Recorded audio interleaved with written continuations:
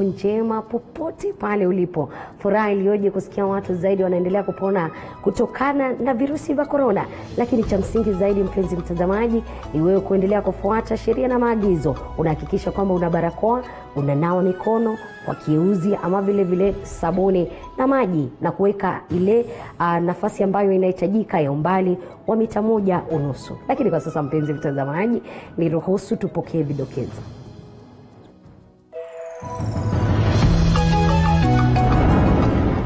Idadi kubwa zaidi ya waliopona corona kwa siku moja yaandikishwa hii leo. Watu 551 ndo waliopona katika muda wa saa 24. Lakini serikali bado inawaonya Wakenya.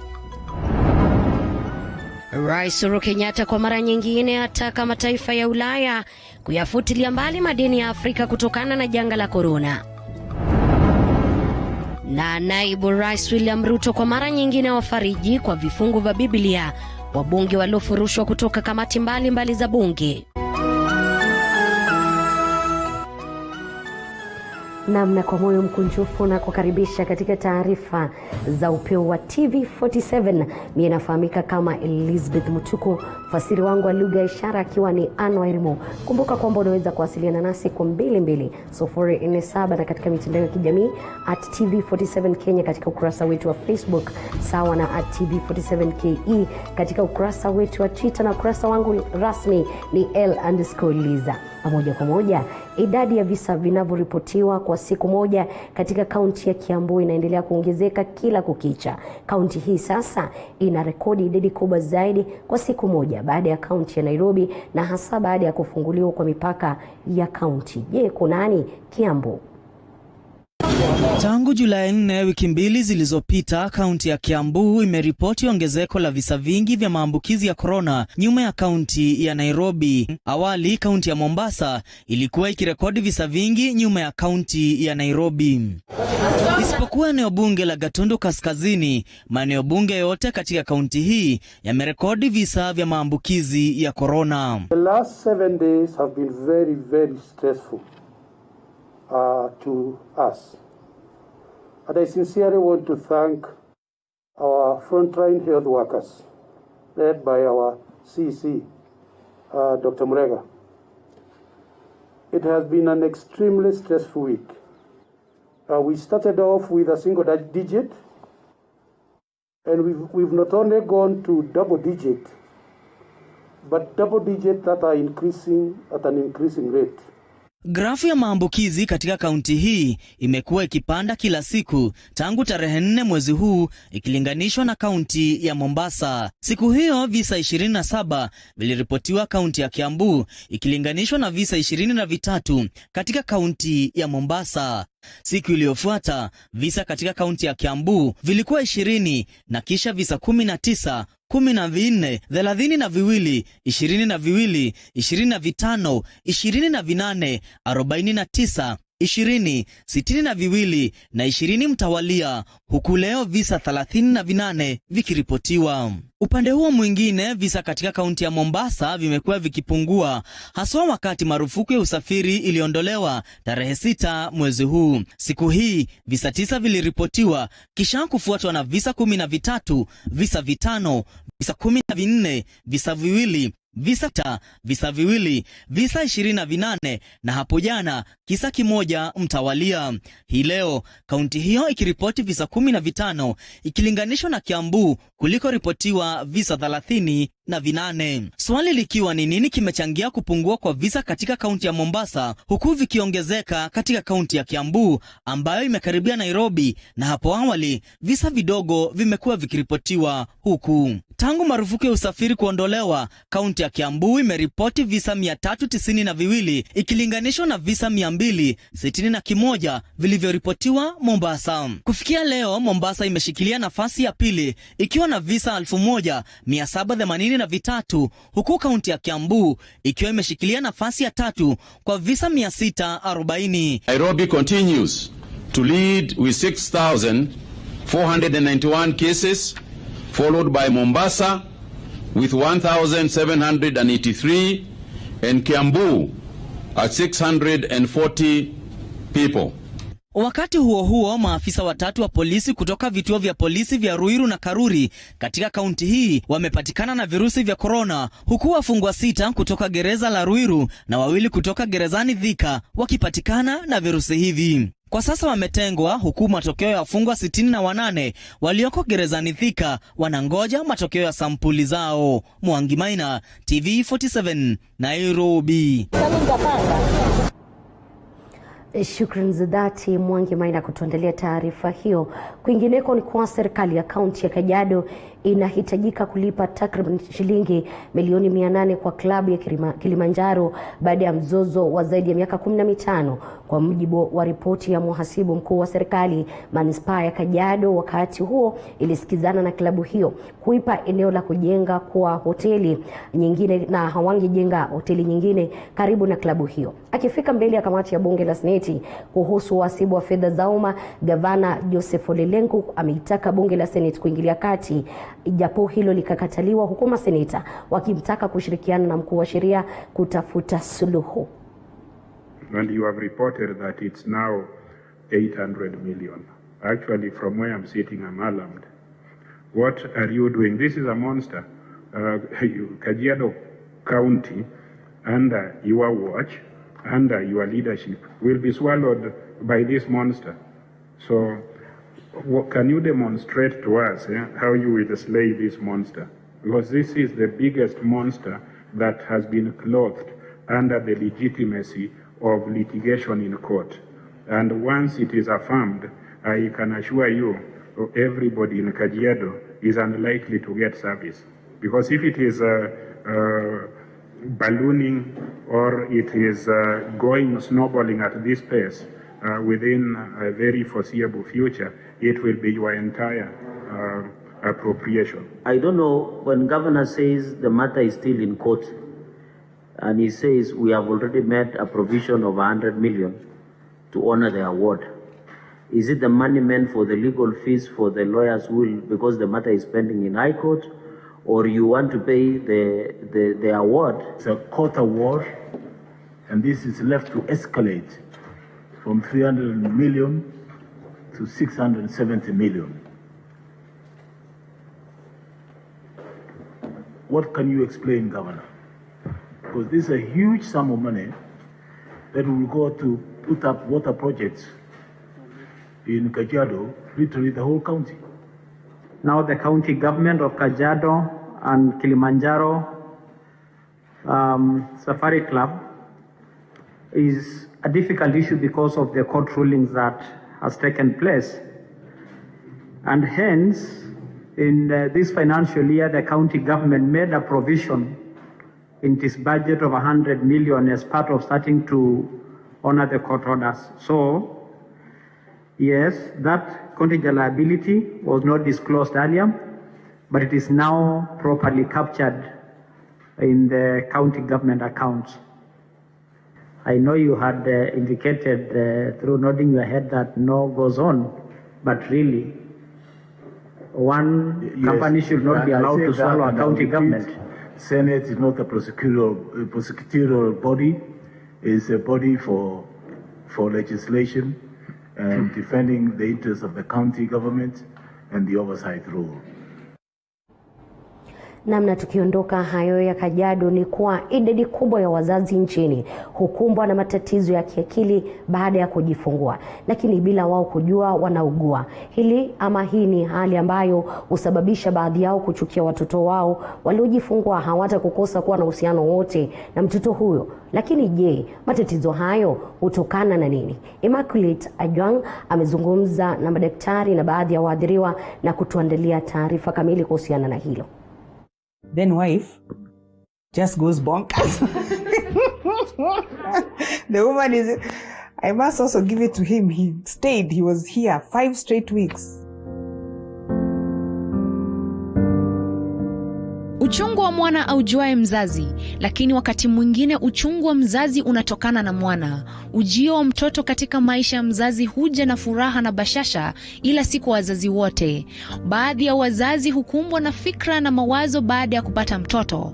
Wazazi wengi wapatapo watoto huwa na matarajio na mpango maalum kuhusu jinsi watakavyofanikisha malezi ya mtoto wao.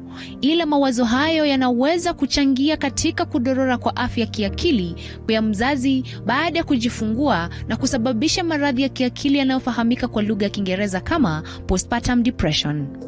Postpartum is the period just after delivery. Yeah. So when you combine the two terms, postpartum depression, this means there is someone who has given birth and is experiencing depression. Yeah. And this happens immediately after giving birth. Kutana naye Doris Mudhoni. Doris ni mmoja wa wahasiriwa wa maradhi haya. Doris ambaye ni mama wa mtoto mmoja wa kiume aliathirika na tatizo hili baada ya kujifungua mwanawe Aiden. Kwa umbali, Doris anaonekana mchangamfu na mwenye furaha, ila kwa wakati mmoja Doris alishindwa kumlea mtoto huyu kutokana na tatizo hili. I was like, because my baby was not breastfeeding. He couldn't breastfeed. Like I was trying all I could. Nilikuwa namweka tu hapo. He couldn't. So that was the first thing nilikuwa na stress. Another thing, my baby was like the skin. I didn't know like when babies are born, they have a rough skin which is supposed to peel off. So I could touch my baby's skin and she was like polythene. Ilikuwa na stress. Another thing, the hospital bed. I just felt like it was too small. So I had that fear like if I sleep with the baby is going to fall. Afya yake ikiwa mojawapo tu ya uchungu huo, Doris anasema kwamba alishindwa hata kuwa na mahusiano na mwanawe. Na sio Doris tu aliyeathirika na maradhi haya. Jen Mikwa pia ni mhasiriwa wa maradhi haya. For me it was something that a disease that came to interfere with my time with my baby, because at that time when I was going through it and having it, I was not able to function as a mother should. I was not able to love my babies as I was supposed to. So it was very frustrating and very hard at the same time, because it's something you don't have power over. It just comes, just like a disease, malaria and others are disease. You can't just snap out of it, contrary to what people think, that just snap out of it. Lakini itawezekanaje kwa mzazi kumpata mtoto lakini amchukie au ashindwe hata kuwa na uhusiano na mwanawe? You normally don't do such things. Sit now. Huku taifa likikabiliana na janga la corona, maradhi ya kiakili yanazidi kuongezeka, takwimu zikionyesha kuwa Mkenya mmoja kati ya Wakenya 10 wanaishi na maradhi ya kiakili humu nchini. Maradhi haya postpartum depression yakiwa mojawapo ya maradhi ya kiakili hapa nchini. Lakini wengi hawajui wanakumbwa na maradhi haya ya kiakili au hata kupuuza kutafuta matibabu kwa wakati unaofaa. Kulingana na daktari huyu, kukosa uchangamfu sio sababu ya kuugua maradhi haya ya kiakili. Maradhi haya yakionekana kuwaathiri kina mama zaidi, lakini hata wazazi wa kiume pia hupatwa na ugonjwa huu. Say that 1 in every 10 men undergo postpartum depression. But because of the ego of the man, they don't understand it is postpartum depression. Wakenya wengi hata hivyo watakosa kupata matibabu kwa sababu ya mapuuza au kutokufahamu kuwepo kwa maradhi ya postpartum depression hapa nchini. Immaculate Oma, TV47. I didn't realize she's Ndio maana siku zote Waswahili husema uchungu wa mwana ujuaye ni mama siku zote. Na asante sana Immaculate kutuandalia taarifa hiyo, na iwapo umepitia hili, kumbuka kwamba unaweza zungumza nami kwa 22047 na katika mitandao ya kijamii @TV47 Kenya. Na wakazi wa mtaa wa Kasarani hapa jijini Nairobi wameelezea kughadhabishwa kwao na kwari ambazo wanadai zinachimba katika eneo hilo. Wakazi hao wametaka ama wanasidai kwamba mashini hizo zinatumika katika kwari hizo zimekuwa kero kwao.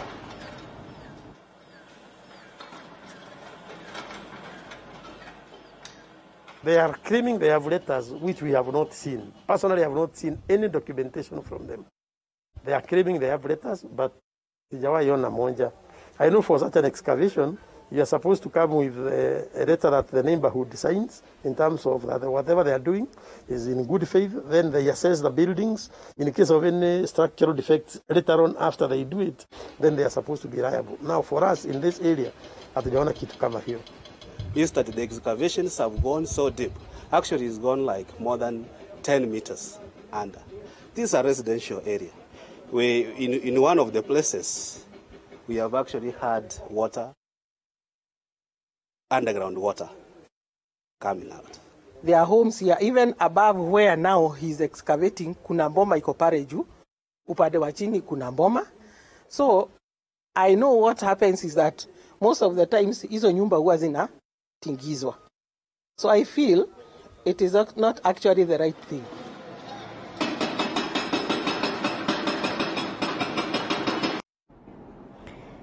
Tukisonga mbele, wakulima wa majani chai kutoka kaunti ya Murang'a wameomba serikali kuharakisha kutekeleza mapendekezo yaliyowekwa kwenye sekta ya ununuzi na uuzaji wa majani chai. Vile vile wametupilia mbali ripoti ya usimamizi wa KTDA kuwa bei ya majani chai imezorota katika soko la kimataifa, ikikisiwa kuwa ni mojawapo ya njama za kukandamiza wakulima, huku wakikashifu pendekezo la KTDA la kupeleka kesi mahakamani kupinga mabadiliko yaliyonuiwa.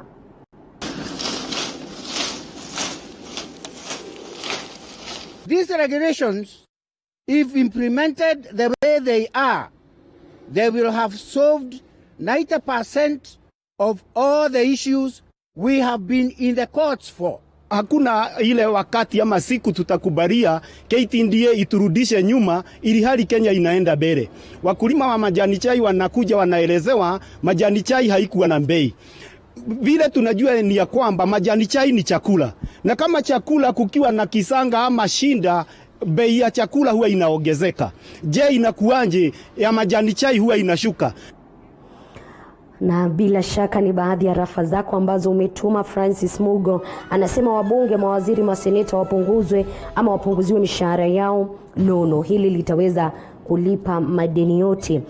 Muscat, Francis akiwa Muscat vile vile anasema tupo pamoja. Joseph Muya anasema hii serikali ichunguze testing kits hizo ama kuhusiana na maambukizi ya juu kila uchao. Kwa sasa mpenzi mtazamaji, niruhusu kidogo tu nipunge unyonyo, lakini usikwende mbali, manake zipo taarifa kemkem kukiwemo masuala ya siasa na chaguzi ambazo zimetekelezwa katika bunge la kitaifa.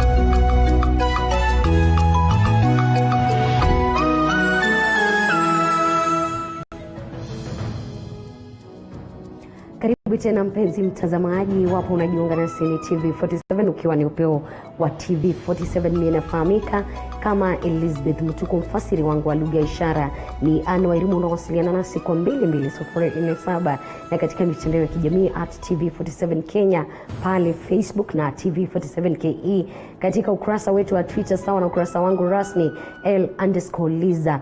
Na waliokuwa meneja wa kampuni ya KPL Charles Kiprotich na Josephat Kipkoech wameachiliwa kwa dhamana ya shilingi 700,000 baada ya kukanusha mashtaka dhidi yao. Mahakama imewapata na makosa ya matumizi mabaya ya afisi, makosa kufuata sheria za kupeana kandarasi, kutekelezwa majukumu bila idhini ya usimamizi wa kampuni ya KPA. Hakimu Douglas Ogoti aidha amewataka wawili hao kupeana stakabadhi zao za usafiri na kutoingia katika afisi zao.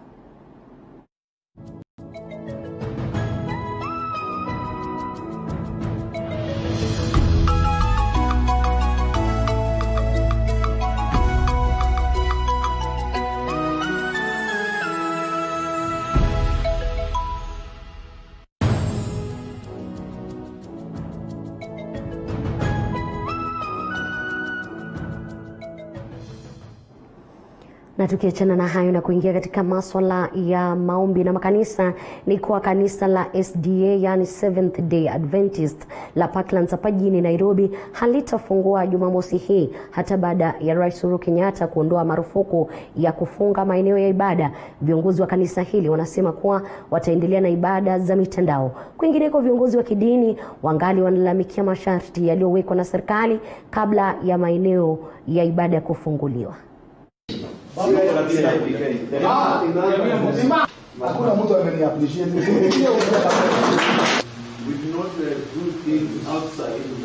Kwa sababu tumeanza phase 1 ya kusema kwamba wanawa, sisi kama kanisa tumekubaliana na jambo hilo kwamba tutajaribu kadri tuwezavyo kuhakikisha kwamba katika hilo wanawa tutakuwa tumemaliza kila kitu. Na tumepeana maoni yetu kuhusu 58 years, tumepeana maoni yetu kuhusu 13 years and above. Tumewaambia ya kwamba hiyo itakuwa ni shida sana kwa jamii ndogo na wazee. They embraced the guidelines and they promised to adhere to them. Our point is to make sure that the directives given by the Minister of Health are taken seriously.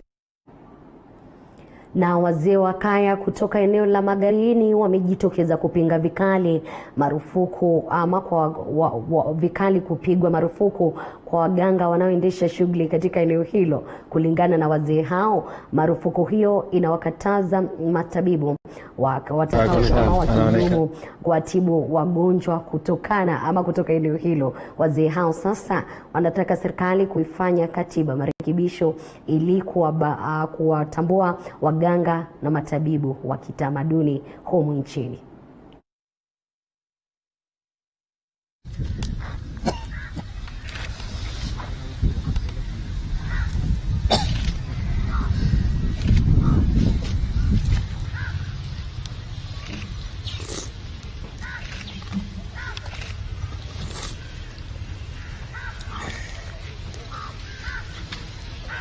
Ganga Kiswahili ni tabibu, kwa Kiingereza ni doctor. Na hawa watu wote wawili wa hizi sehemu tatu za watu zinafanya kazi moja, kazi ya kuweza kusaidia maisha ya mwananchi, maisha ya mwanadamu akiwa amepata ugonjwa. Ama polisi ama hata koti haijui handle namna gani, itachukua namna, itasuluhisha namna gani hii shida ya uchawi. Lakini kama wanataka suluhisho kweli, watu bado wako hapa, wazee bado wanaishi, waje tuongee, tuweze kutafuta suluhisho la kudumu. Kwa wale ambao huwa wanatafuta matibabu kutoka kwa waganga na wale madaktari wa kitamaduni, unaweza vile kutueleza kulikoni? Na Kenya hii leo imeandikisha idadi kubwa zaidi ya watu waliopona corona kwa siku moja baada ya watu 570 kuripotiwa kupona hii leo. Hata hivyo, serikali bado inawaonya Wakenya kuwa huenda mipaka ikafungwa tena iwapo idadi ya maambukizi itaendelea kuongezeka. Zainab Mohamed na mengi zaidi. Ni idadi kubwa zaidi ya watu waliopona kwa siku moja baada ya watu 550 kuripotiwa kupona chini ya saa 24 zilizopita, wengi wao wakiwa katika karantini za nyumbani. 170 patients have recovered from this disease. Out of this, 512 have been on home-based care, while 58 are from our various facilities, bringing the total number of recoveries so far to 3,638. Hisia za wasiwasi zimeendelea kuibuka kote nchini, huku Wakenya wengi wakionekana kuingiwa na kiwewe kutokana na ongezeko kubwa ya idadi ya maambukizi tangu kufunguliwa kwa mipaka na Rais Uhuru Kenyatta tarehe 6 mwezi huu. Same people who are here saying whether we made the right decision to open up are the same people who, prior to the 6th, were also telling us we are doing a very bad thing for locking up Nairobi, Mombasa, and the other counties. Kulingana na takwimu za kila siku kutoka Wizara ya Afya,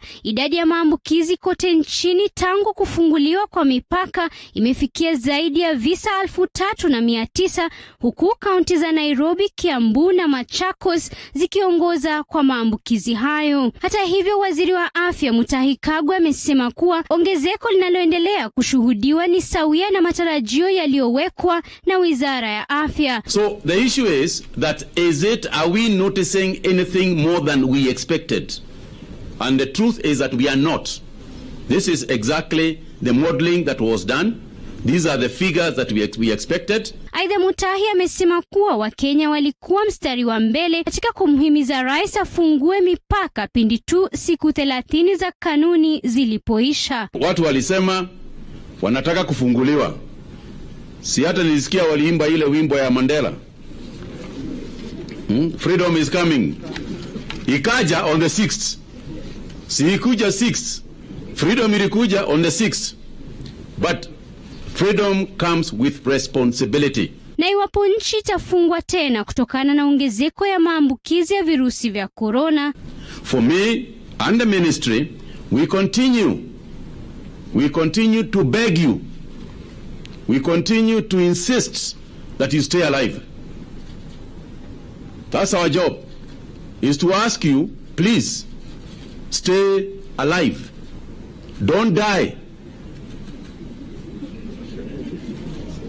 Usikufe, tafadhali. Idadi ya virusi vya corona nchini imefikia visa 11,673 baada ya watu 421 kuripotiwa kuwa na virusi hivyo chini ya saa 24 zilizopita. Have carried out 230,096 tests in the country. From the cases, 409 are Kenyans, while 12 are foreigners. As has been the trend, 297, almost 300 of those are men or male, while 124 are female. Zainab Mohamed, TV47. Bila shaka tukiwa tunaendelea kufahamu kwamba Wakenya wengi wanaendelea kupona virusi vya corona, haina maana kwamba virusi hivi bado havisambai humu nchini. Ni jukumu lako, kama nilivyosema awali, kuendelea kujilinda na maambukizi hapa humu nchini na vile vile kuwalinda wale wapendao. Na vyuo vya kiufundi ambavyo vinatarajiwa kurejelea mafunzo yake mwezi Septemba vinakumbwa na changamoto ya kudumisha umbali wa mita 1.5, kwani mafunzo katika vyuo hivyo yanahitaji mtagusano wa karibu. Hili limeadhiri pakubwa katika chuo hicho cha kiufundi cha Nyeri, ambapo matayarisho ya ufunguzi yanaendelea. Matayarisho ya ufunguzi wa viwandani na vya kiufundi yakizidi kushika kasi nchini, ni bayana kuwa changamoto kubwa inayokumba taasisi hizo za mafunzo ni jinsi ya kudumisha umbali wa mita 1.5 miongoni mwa wanafunzi, kwani mafunzo yao yanahitaji mtagusano wa karibu kufanyika kikamilifu. In clothing and technology, somebody is teaching you want to show a process. Now showing that process to somebody who is there, it's not the same as when that somebody is near. So that one also, I think it will be affected. Katika chuo cha kiufundi cha Nyeri ambapo matayarisho ya kufunguliwa kwa taasisi hiyo mwezi Septemba yanaendelea, mkuu wa chuo Ann Mwangi alionyesha kutoridhishwa kwake na agizo hilo la umbali wa mita 1, akisema kuwa mafunzo katika vyuo hivyo ni tekelezi, yani practical, na yanahitaji mtagusano wa karibu. In the checklist that we were given by the ministry, we are supposed to have a sanatorium or a sick bay whereby any either trainee or a trainer who develops science, I mean maybe the temperature is high, the person is sneezing, or he has a flu, they can be isolated there. Katika chuo cha Mkuruaini, mkuu wa chuo hicho aliunga mkono kauli hiyo, akisema kuwa vifaa vinavyotumika kwenye mafunzo vinatumiwa na zaidi ya mwanafunzi mmoja, ila aliongeza kuwa wanafanya juhudi kuhakikisha kuwa vifaa hivyo vinasafishwa kila wakati baada ya matumizi. Immediately after a cohort clears in a workshop, we are supposed to fumigate the place with the workshop before the other cohort comes. Ili kuafikia na kutimiza agizo hilo la umbali wa mita 1.5, taasisi hiyo ya mafunzo inakarabati baadhi ya madarasa katika shule jirani ya msingi ya Gikondi kwa matumizi yao. Andrin Kilemi, TV47. Namna katika masuala ya siasa ni kwa mabadiliko katika kamati za bunge na kutemwa kwa ndani wa naibu rais William Ruto yanaonekana kama matayarisho na mikakati ya kuisafisha njia ya ajenda ya BBI ya kuleta mabadiliko ya kikatiba. Kamati zilizo na ushawishi zimeonekana kupewa wabunge ambao wameonekana kuimba rege ya BBI. Mwanahabari wetu Josh Onsare anatupa tathmini ya uteuzi wa kamati hizo. Mabadiliko katika kamati mbalimbali za bunge yamesababisha baadhi ya wandani wa naibu rais William Ruto kupewa nafasi katika kamati zisizo na ushawishi katika uendeshaji wa shughuli za serikali bungeni. Mabadiliko haya sasa yakionekana kama njia moja ya kusafisha njia kwa mchakato wa BBI. Kamati zilizofanyiwa mabadiliko ya uongozi ni zitakazokuwa na ushawishi katika mchakato wa BBI. Kamati ya sheria bungeni itakuwa na jukumu katika mchakato huo wa BBI, sawa na kamati ya fedha bungeni. Katika uteuzi wa wanachama hao, naibu rais William Ruto kupitia ukurasa wake wa Twitter amesema, nikinukuu, mabadiliko katika uongozi wa bunge la kitaifa pamoja na ule wa kamati mbalimbali sasa umekamilika. Naomba wabunge wote wasigawanyike bali wafanye kazi pamoja kwa kuwahudumia Wakenya. Kitabu cha Wakolosai 3 mstari wa 23, chochote ufanyacho kifanye na roho yako kwa kumfanyia Mungu na si wanadamu.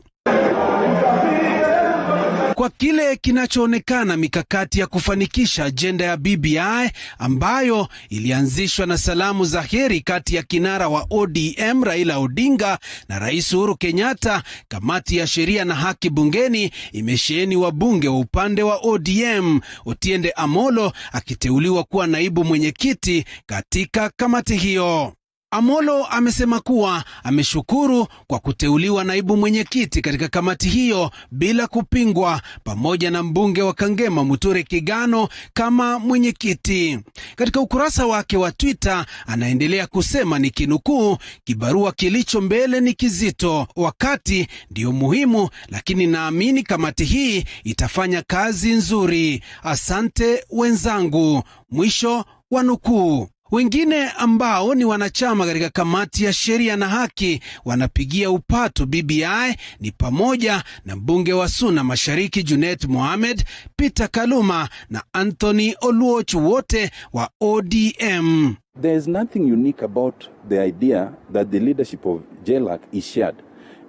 In the history of this country, whenever you want a process to run smoothly, you must always try and find a way of having the majority and the minority, or the government and the opposition as the case may be. And I believe that is the anchorage of this committee right now. Katika kamati ya bajeti, mwelekeo ni huo ambapo Junet Mohamed angali mwanachama wa kamati hiyo pamoja na mbunge Mili Odhiambo na mwenyekiti wa kamati hiyo Kanini Kega ambaye anaaminika kusimama na ajenda za serikali ya Jubilee. Katika kikao cha kujadili uteuzi wa kamati hizo, mbunge maalum David Sankok alidokeza kuwa wanachama walioteuliwa wana nafasi ya kufanikisha BBI. Honorable Speaker, I'm particularly happy because of the Justice and Legal Affairs Committee and the delegation. I want you today to be brief. Delegated Legislation, Honorable Speaker Committee, because as we move forward, we have the BBI report coming into the House, and we need members who can really move forward this particular report, Honorable Speaker. Nikiripotia TV47 Nairobi, jina langu ni Joash Onsare.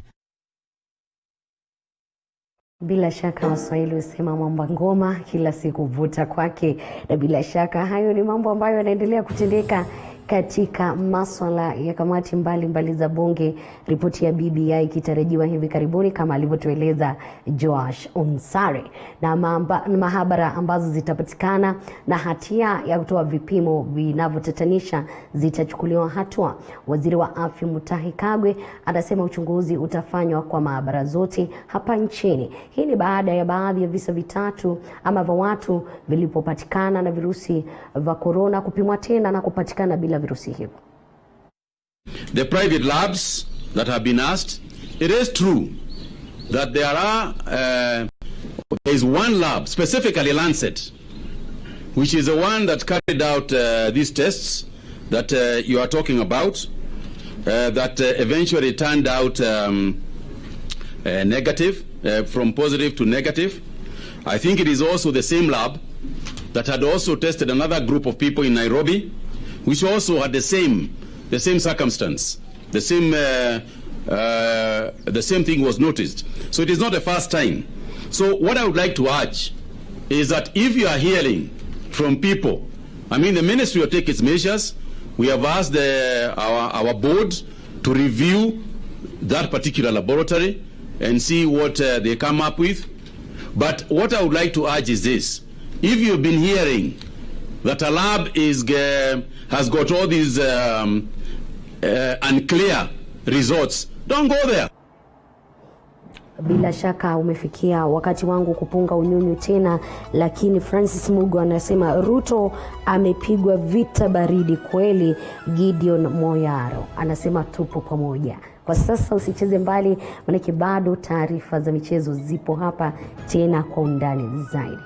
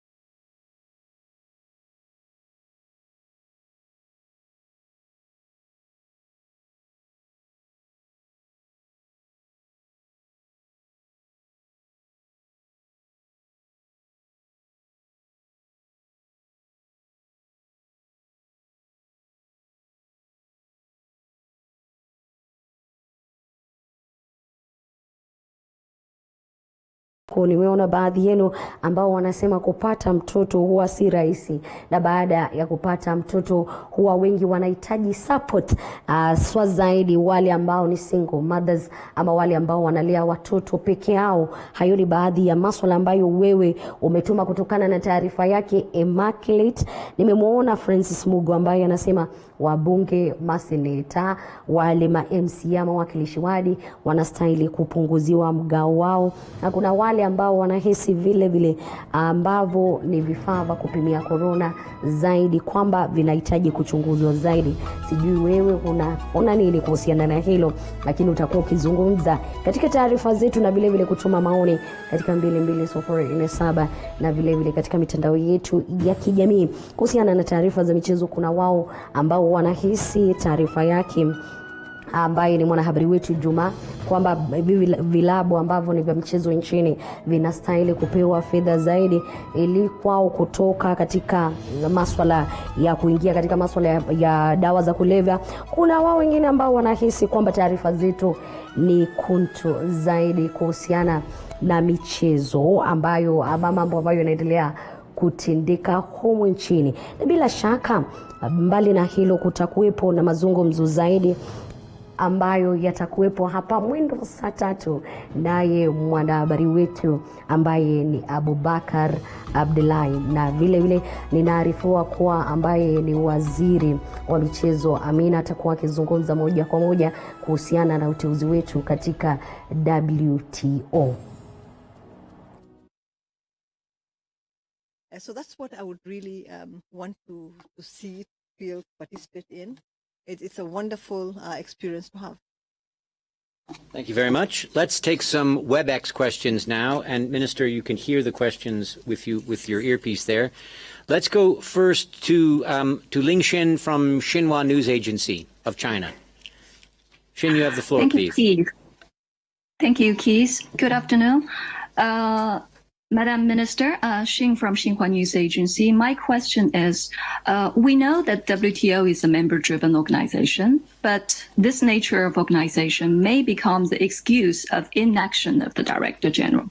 So if selected as DG, will you be ambitious enough to be more engaged in helping resolve maybe bilateral trade tension among major members, to play a more active role to help de-escalate those trade tensions? If yes, with limited mandate that the DG can have, what tactics or strategies will you plan to use? Thank you. Well, thank you very much. It's true that the DG may not have many powers, but he has convening power. He has engagement powers. He has, I think, the ability to knock doors, be invited in, and have substantive discussions with members. It's also true that the DG encourages members in a certain direction. Directions of ensuring that the negotiating function of this organization is resumed, but also offering his good offices, right, for when there are issues that need to be resolved among members, encouraging them to resolve these issues within the systems that exist in the WTO and not going outside them. So the powers may be limited, but I think that the influence is amazing, and I think it can be used very positively to move the work of the organization forward, to encourage government to resolve any challenges, any issues that they may have within the system itself, and to see whether, in fact, the reasons for non-engagement is because the rules may be outdated and not in sync with developments in the global economy. So the DG has, I think, the power to bring issues to the attention of members as well, and to request them to engage on those issues. So it's the powers are few, but the influence is great, and if it's used positively, we'll get good results. Thank you very much. Let's go to another question from WebEx, this time from Washington, D.C., and Doug Palmer of Politico. Doug, you have the floor, please. Hi, this is Doug Palmer for Politico. Thanks for calling on me, Keith, and thank you, Minister, for doing this press conference. Well, I guess I thought I would ask the question, what is your view on whether it's time for an African or a woman to lead the WTO? And then secondly, the developing country status issue is a real concern for the Trump administration, and I would say the U.S. generally. How would you navigate around that issue to address some of the issues that the United States is raising? Well, thank you. Thank you very much, Doug. First of all, I think we're looking for a Director General who is competent, who understands the issues, who knows the system, and who can be supportive of members' ambitions to negotiate, to participate in the multilateral trading environment. And so I don't know whether it's about much of being female or not, but if a female has that expertise, that experience, the skills that are required, and the leadership qualities that are needed, so much the better. I think then it would be very, very positive to have a woman. I don't think you should have a woman because you feel that a woman should hold this post at this specific time. I think it's important that the woman that is chosen is capable of supporting this system, of leading the secretariat, and doing the work that needs to be done. On the issue of the development and the categorization of countries, I think that's a matter for members to negotiate and agree on. Bila shaka huyo amekuwa ni waziri wa michezo ambaye ni Amina Mohamed, na atakuwa ni mmoja ama wale ambao wanawania nafasi ya mkurugenzi mkuu katika WTO. Na bila shaka taarifa hiyo kuanzia mwendo wa saa 3 ukiwa naye Abubakar Abdullahi utakuwa ukiipokea kwa kina, maana hapa huwa anasema siku zote ndio nyumbani mwa taarifa bomba. Na nikisema taarifa bomba ina maana kwamba bomba la sanaa, kipindi ambacho ni kipindi cha burudani, kitakuwa kikisherehekea mwaka mmoja wa kuweza kukupeperushia burudani na muziki kemkem ambayo wewe mwenyewe unapenda zaidi. Wana zawadi mbalimbali, kukiwemo chupa, zikiwemo zile nguo za baridi, masweta mazito huwa wanasema hood. Vile vile kuna miongoni zawadi zinginezo, na kuna wanachohitajika kufanya kwenye hili ni kwenda katika ukurasa wetu na kujibu swali ambalo litakuwa limeulizwa. Swali ambalo litakuwa limeulizwa na ye Tony Mwirigi, ambaye siku zote huwa anakupeperushia bomba la sanaa. Ukijibu lile swali una nafasi ya kuweza kujishindia chupa ambayo ni maridadi ya bomba la sanaa. Vile vile unaweza kujishindia kikombe, unaweza jishindia saa ya mkononi, unaweza kujishindia lile lisweta likubwa, yale yanafahamika kama hood. Kwako ni kwenda pale katika ukurasa wetu wa TV47 Kenya na kujibu lile swali. Na bila shaka mpenzi mtazamaji, nikiwa nimelisema hilo, sina budi kukamilisha taarifa za upeo wa TV47. Shukrani za dhati kwa yote yule aliyefanikisha kwa namna moja au nyingine. Lakini mwendo wa saa 3 usikose kuganda nasi, maana taarifa zipo kemkem. Mimi nafahamika kama Elizabeth Mtuko, fasiri wangu wa lugha ishara amekuwa ni Anwar.